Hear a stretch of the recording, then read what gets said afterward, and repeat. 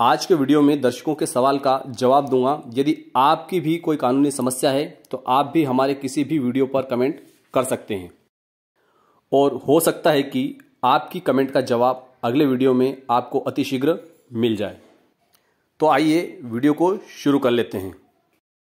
देखिए, एक दर्शक का सवाल है कि सर, छोटे भाई का ज़मीन में माँ का हिस्सादार में नाम दर्ज हो और छोटे भाई नंबरदार है और माँ के मृत्यु हो गई हो तो बड़े भाई का नाम उस ज़मीन में वारिसान में नाम जुड़वा सकता है क्या? तो देखिए, यहाँ पर ये होता है कि हम उदाहरण के तौर पर हम ऐसे मान लेंगे कि यदि कोई ज़मीन जो है उस ज़मीन में यदि दो लोगों के नाम है, जैसे आपने जैसे बताया वैसे कि जैसे मान लो कि ए जो है वो बेटा है। कौन है? ए जो है वह बेटा है और बी जो है वह माँ है। कौन है? ए जो है वह बेटा है और बी जो है वह माँ है। अब होता ये है कि बी की मृत्यु हो जाती है। किसकी मृत्यु हो जाती है? इसकी बी की जो है मृत्यु हो जाती है। बी की जब यहाँ पर मृत्यु हो जाएगी तो बी के जो हिस्से में जो ज़मीन आएगी उस ज़मीन पर उसके वारिसों के नाम दर्ज होंगे। किसके? बी के जो वारिस रहेंगे उनके नाम बी के हिस्से में दर्ज रहेंगे। अब देखिए, जैसे हम मान लेते हैं कि जो खाते में जो ज़मीन है वह ज़मीन कितनी है। जैसे मान लो कि 10 बीघा ज़मीन उस खाते में दर्ज है। कितनी ज़मीन है? 10 बीघा ज़मीन उस खाते में दर्ज है। अब उस खाते में ए और बी दो नाम है। कितने? ए और बी, मतलब दो नाम है। तो इसमें जो दोनों को जो आती है, ए को जो ज़मीन आती है वो कितनी आती है? 1/2 और बी को जो आती है वो कितनी आती है? 1/2। अब 1/2 दोनों को प्राप्त होती है।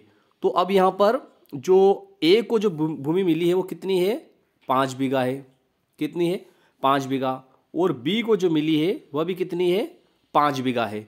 अब इस खाते में यदि बी की मृत्यु हो जाती है, जब इसमें बी की मृत्यु होगी तो जो बी के हिस्से की जो भूमि है, किसके? बी के जो हिस्से की भूमि है 5 बीघा, इस 5 बीघा भूमि पर बी के जितने भी वारिस है उसमें ए भी शामिल है। कौन? ए भी शामिल है। तो ए का नाम भी उस खाते में दर्ज होगा और बी, ए का नाम तो पहले से दर्ज है ही सही, लेकिन बी का जो हिस्सा है उस बी के हिस्से में भी ए का हिस्सा माना जाएगा। अब जैसे मान लेते हैं कि इस बी के जो है 5 पुत्र है। कितने? इस बी के जो है, ये बी है और ये बी है और इस बी के कितने पुत्र है? 5 पुत्र और पुत्रियां, जिसमें ए भी शामिल है। तो अब इस बी की मृत्यु के बाद इसकी भूमि के कितने हिस्से होंगे? 5 हिस्से होंगे। कितने हिस्से होंगे? 5 हिस्से होंगे। अब वो 5 बीघा जमीन है और 5 हिस्से होंगे तो ए को भी इसमें से, ए को कितनी भूमि मिलेगी? ए को भी इसमें 1 बीघा भूमि प्राप्त होगी। तो इस तरीके से उस खाते में जब 10 बीघा जमीन थी, कितनी जमीन थी? 10 बीघा जमीन थी। अब उस 10 बीघा जमीन में से जो है 10 बीघा जमीन में से ए को कितनी मिलेगी? 5 बीघा तो उसकी खुद की थी, 5 बीघा उसकी खुद की है और 1 बीघा बी के मृत्यु के बाद उसे प्राप्त होगी। तो इस तरीके से ए की उसमें कितनी ज़मीन हो गई? ए की ज़मीन हो जाएगी उसमें 6 बीघा। कितनी हो जाएगी? 6 बीघा भूमि ए की हो जाएगी और जो बाकी बचेगी वह बाकी 4 बीघा जो रहेगी वो बी के जो वारिस है। किसके? बी के जो वारिस है, इस बी के वारिसों को, ये बी जो है, इस बी के वारिस जो बाकी बचे हैं उन बी के वारिसों को 4 बीघा जो भूमि है, ये 4 बीघा भूमि जो है ये किसको मिलेगी? बी के बाकी वारिसों को।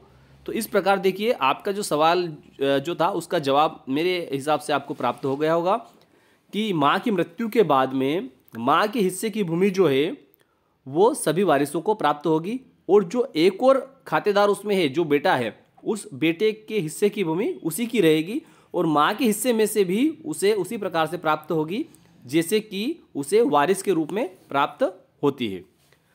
तो मैं विश्वास करता हूँ आपको आपकी जानकारी प्राप्त हो गई होगी। आपका भी यदि कोई सवाल है तो कमेंट जरूर करें। फिर मिलते हैं अगले वीडियो में, तब तक के लिए जय हिंद, जय भारत।